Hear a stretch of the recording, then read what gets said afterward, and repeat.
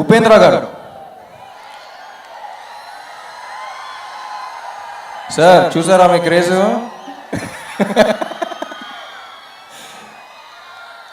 So మీరు కన్నడ అనుకుంటారు బాగా, మేము కూడా మా వాళ్ళే అనుకుంటాం, అది ఇందాక కూడా చెప్పాను.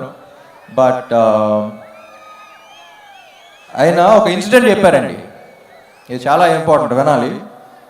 ఆయన ఫ్యాన్ కూడా కాదనుకుంటా. ఒకప్పుడు ఒక మనిషి 20-25 years బ్యాక్ ఆల్మోస్ట్ సూసైడ్ చేసుకుందాం అన్న టైంలో ఎందుకో వాళ్ళ ఫ్రెండ్స్ ఫోర్స్ వల్ల ఆయన సినిమాకి తీసుకెళ్లారంట ఆయన fans.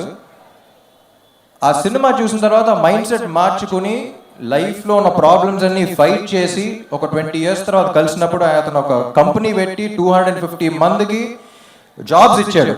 You know that change, that is what cinema does to you. Sir, you've given him the biggest gift, the gift of hope. Life lo hope anedi lekapothe evanna pogodukunte life lo, kaani hope anedi pogodukunte ayipinatte anta. So I think you've given the biggest gift, sir. All due respect, it was an honor working with you.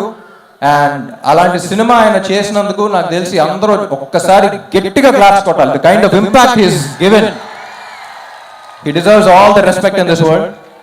బయట మీరు అసలు ఏం తెలియనట్టు చాలా సింపుల్గా ఉంటారు, కానీ లోపల ఏంటో తెలిసి మాకు మీరు సినిమాల్లో తెలుస్తూ ఉంటుంది. Sir, it's an honour working with you.